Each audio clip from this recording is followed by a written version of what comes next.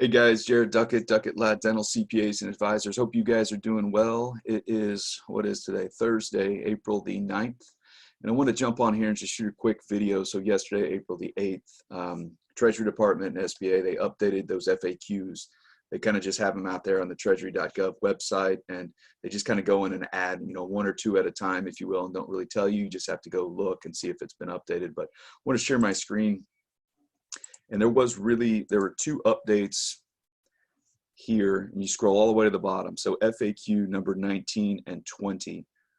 And basically we're going to talk about 20. And this is this gives guidance basically to the big question of this 8-week period. This 8-week covered period, when does it begin? And so I want to read the answer. And the question is basically, when does it begin? And I want to read the whole answer, and then we'll kind of dissect it just a little bit and kind of give a little insight and as to kind of what it means. So the 8-week covered period begins on the date that the lender makes the first disbursement of the PPP loan to the borrower. The lender must make that first disbursement of the loan no later than 10 calendar days from the date of loan approval. So let's back up. 8-week period begins on the date you get the first disbursement. Okay. First time I read this, I'm kind of like, well, what's the first disbursement? Wouldn't you just think it'd be one disbursement? So I'm really not sure what first disbursement means. I would think if you get approved for X amount, you get the whole disbursement. It's really kind of unclear what first disbursement is, but basically how I read that is the first, any bit of proceeds from that loan is the first disbursement. And the lender, so the banker, has to give that first disbursement no later than 10 calendar days from the date of loan approval.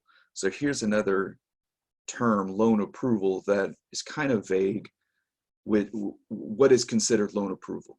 My best guess, and again, I want to say contact your banker, but my best guess is when the application and information is input into the SBA website and you get that SBA confirmation number. I would assume that's loan approval.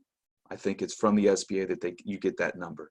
So once that number is received, that the banker sees that, this guidance here says they have 10 calendar days to disperse the money, the first disbursement, to the borrower.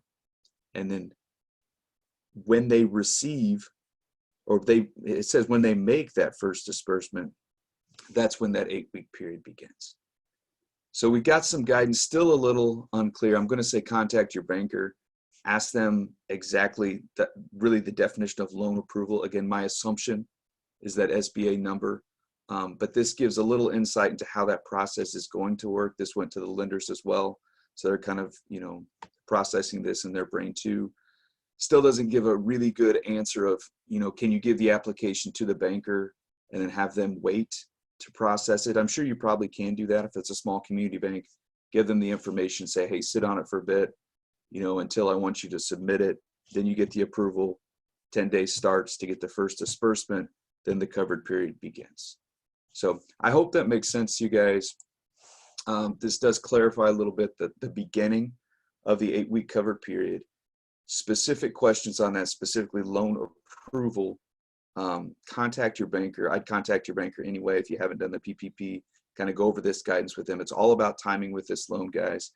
I hope that helps. We'll keep monitoring the FAQs. Additional information comes out that's pertinent to dentists and the PPP loan, EIDL, etc. We're going to jump on here and give you that information. So guys, hope you enjoy your day. We'll talk soon.